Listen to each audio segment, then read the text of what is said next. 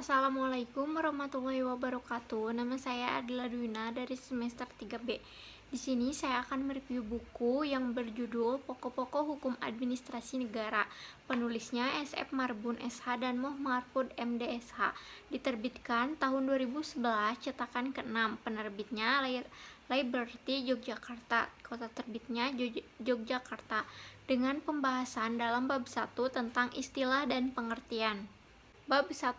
Istilah dan pengertian. Istilah yang dipergunakan di kalangan ahli hukum dan berbagai peraturan perundang-undangan serta kurikulum di Fakultas Hukum. Terdapat beberapa istilah yang berbeda untuk bidang ilmu ini. Di antara istilah-istilah itu ialah hukum tata pemerintahan, hukum administrasi negara, dan hukum tata usaha negara. Perbedaan istilah tersebut tidaklah berarti ada perbedaan objek studi, sebab meskipun istilah yang dipakai berbeda, namun objeknya tetap sama. Poin yang pertama ada dalam Peraturan Perundang-undangan.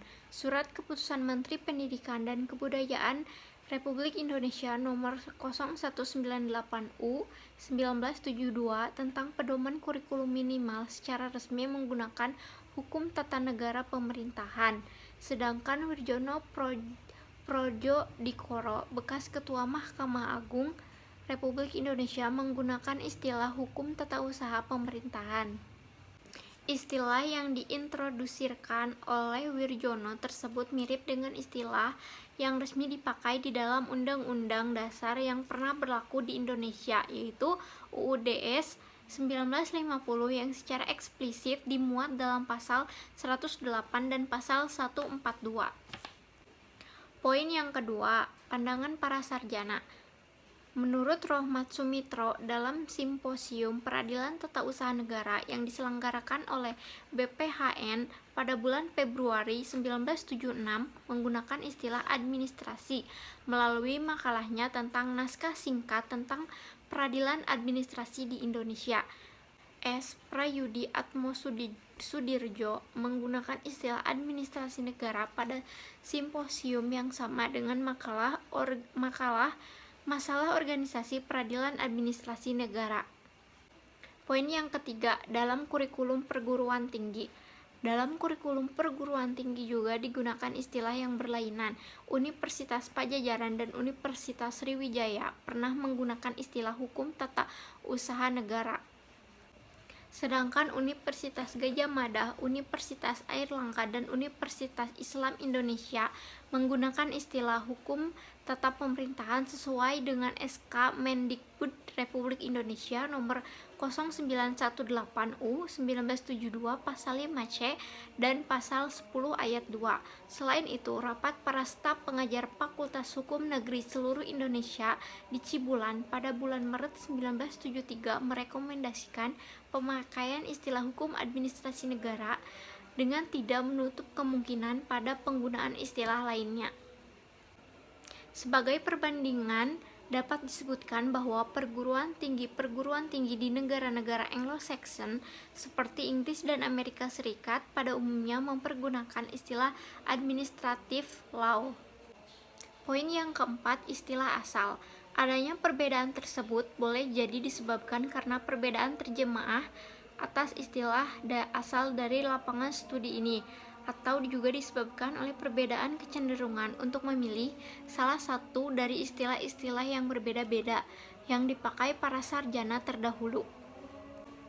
Salah satu lapangan studi ini adalah istilah Belanda administratif recht dengan kata pokok administrasi. Istilah administrasi atau administration atau administrati yang diadopsi menjadi bahasa Indonesia memang mempunyai beberapa arti, yaitu dengan arti administrasi, dengan arti pemerintahan, dan dengan arti tata usaha atau administrasi dalam arti sempit. Selain itu, masih ada istilah asal lainnya dari lapangan studi ini, yaitu istilah Belanda Bestuurrecht, Bestuurkunde, dan Bestuurwetenschappen. Kata Bestuur dalam bahasa Indonesia berarti pemerintahan. Oleh sebab itu, penggunaan istilah hukum tata pemerintahan kalau dikaitkan dengan istilah asalnya bisa berasal dari terjemaah atas istilah administratif reh atau administration atau pemerintahan, dan bisa berasal dari terjemahan atas istilah bestureh atau bestur atau pemerintahan. Dengan mengkaitkannya dengan istilah asal dan mengartikannya dalam bahasa Indonesia, maka bisa dijelaskan bahwa meskipun istilah yang dipakai dalam lapangan studi ini berbeda-beda, namun objek dan maksud adalah sama.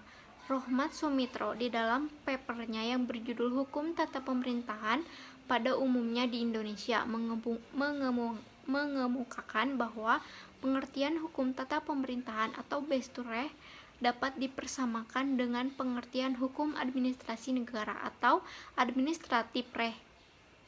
J.R. Stelinga mengidentifikasikan adanya 3 paham tentang hubungan antara hukum tata pemerintahan dengan hukum administrasi negara, dalam arti bahwa ada perbedaan cakupan antara HAN dengan HTP, yaitu yang pertama, hukum administrasi negara adalah lebih luas daripada hukum tata pemerintahan, seperti pendapat Van Vollenhoven. Yang kedua, hukum administrasi negara adalah identik dengan hukum tata pemerintahan, seperti pendapat J.H. P.M. Pardergrieten.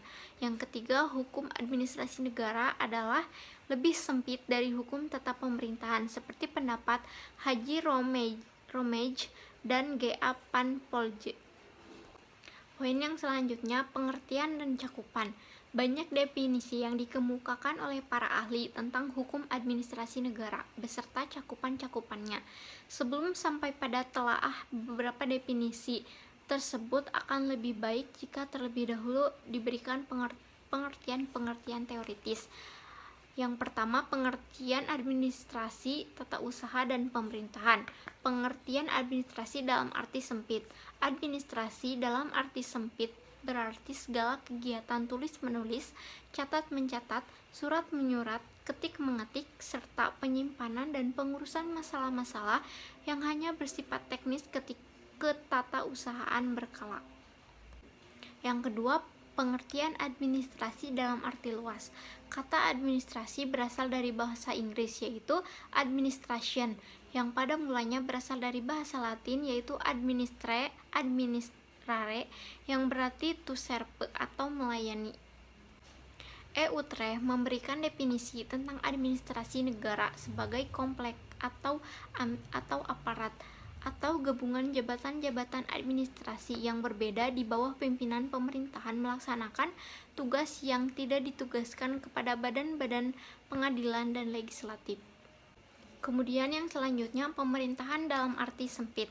Pemerintahan dalam arti sempit adalah organ atau alat perlengkapan negara yang diserahi tugas pemerintah atau melaksanakan undang-undang. Dalam pengertian ini, pemerintah hanya berfungsi sebagai badan eksekutif. Yang selanjutnya, pemerintahan dalam arti luas.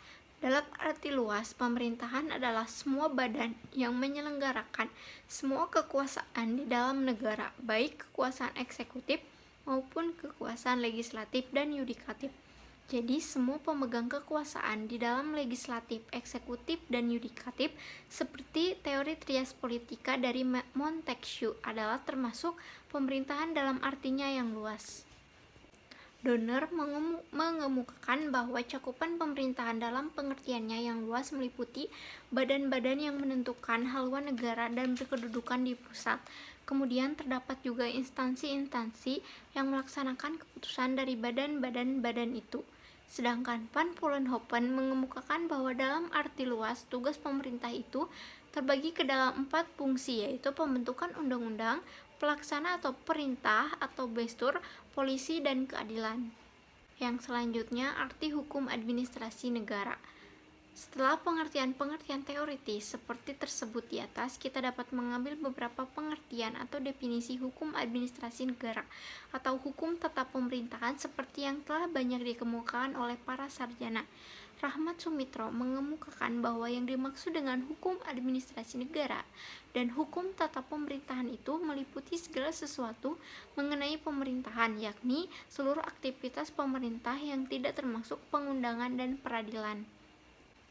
Di dalam bukunya yang telah disebut di atas, Utrecht mengemukakan bahwa hukum administrasi negara atau hukum tata pemerintahan itu mempunyai objek. Yang pertama sebagai hukum mengenai hubungan hukum antara alat perlengkapan negara yang satu dengan alat perlengkapan negara yang lain. Yang kedua, sebagian aturan hukum mengenai hubungan hukum antara perlengkapan negara dengan perseorangan atau privat. Hukum administrasi negara juga adalah perhubungan hukum istimewa yang diadakan sehingga kemungkinan para pejabat negara melakukan tugasnya yang istimewa. Dengan kata lain, bisa dikemukakan bahwa yang pertama ada objek hukum administrasi negara adalah semua perbuatan yang tidak termasuk tugas mengadili, meskipun mungkin tugas itu dilakukan oleh badan di luar eksekutif. Yang kedua, hukum administrasi negara merupakan himpunan peraturan-peraturan istimewa. Istimewa dalam pengertian Han di atas adalah kekuasaan istimewa atau khusus yang dimiliki administrasi negara. Adapun wujud dari kekuasaan istimewa itu ialah adanya kekuasaan memaksa agar pemerintah administrasi negara dapat ditaati. Dalam perjanjian misalnya, administrasi negara dapat memaksa seseorang atau badan hukum untuk menjual tanahnya kepada negara melalui onteigei. Sekian yang dapat saya sampaikan dari hasil review buku Pokok-pokok Hukum Administrasi Negara. Wassalamualaikum warahmatullahi wabarakatuh.